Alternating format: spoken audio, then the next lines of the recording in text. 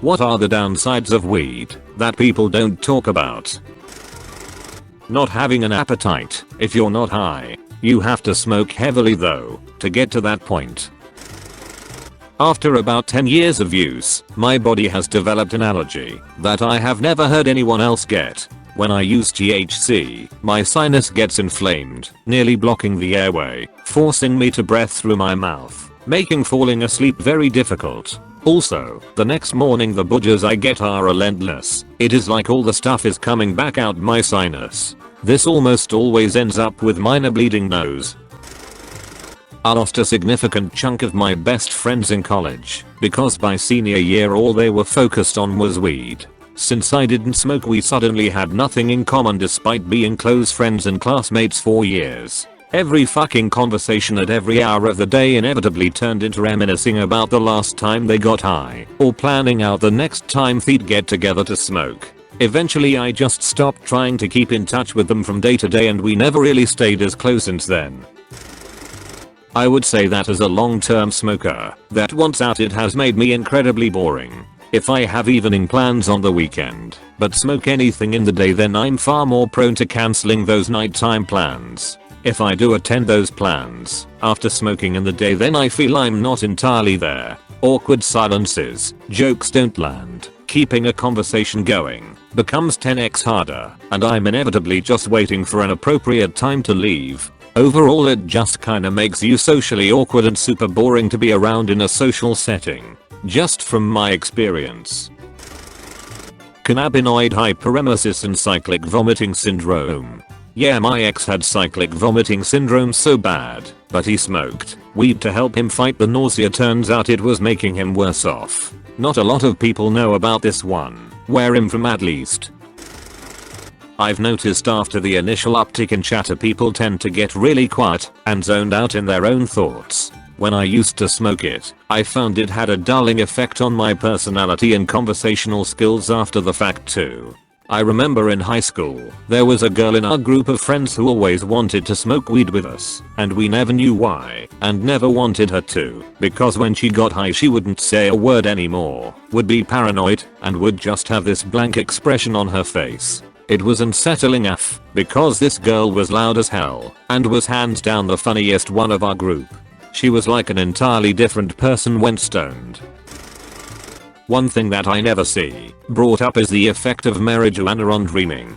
Marijuana use can prevent the user from dreaming during regular sleep. When the user stops using marijuana for a while, they can experience night after night of extremely vivid dreams. I can only speak for my own experience, but I have heard this echoed by a co-worker's dad who started smoking again because he couldn't handle having acid trip dreams every night. I suspect that marijuana has some potent effect on REM sleep that will remain underdocumented until it is descheduled and more thorough research can be done.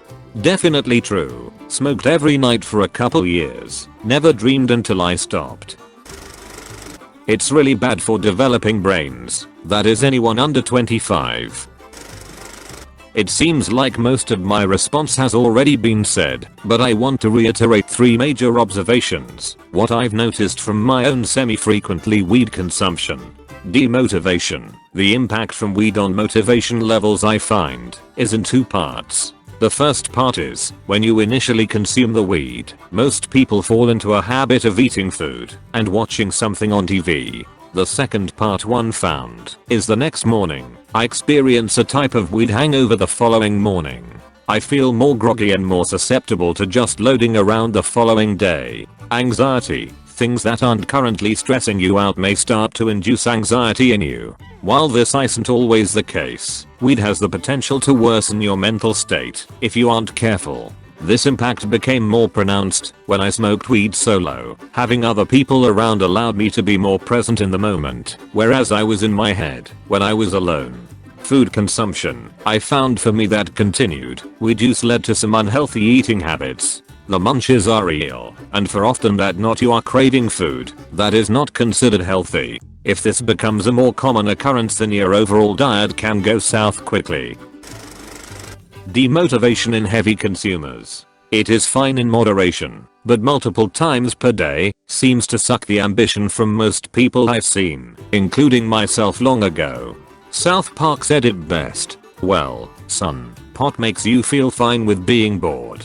And it's when you're bored that you should be learning some new skill, or discovering some new science, or being creative. If you smoke pot, you may grow up to find out that you aren't good at anything. Frequent heavy use can affect your motivation and mood, even during periods of not being high. It is habit forming. Not technically addictive, but for some it can be habit forming in maladaptive ways. Bad for your lungs if you inhale combusted flour. It makes you okay with being just okay. This is profound. I was using it as a way to get through depression, but it was not a great coping mechanism. I knew I had to use it as a stepping stone, to get to real coping skills. Otherwise I would never be good again. Just okay.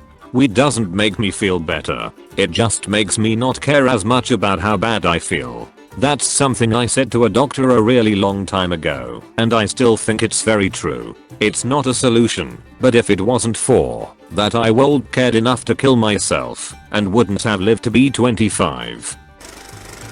Inhaling any type of smoke at all isn't good for your lungs, and that shit's expensive. I buy edibles. Can't stand to inhale smoke since I quit cigarettes 20 years ago. It's still expensive though. It can overcorrect for anxiety and cause more anxiety. It can dull emotions in general. This can be good or bad.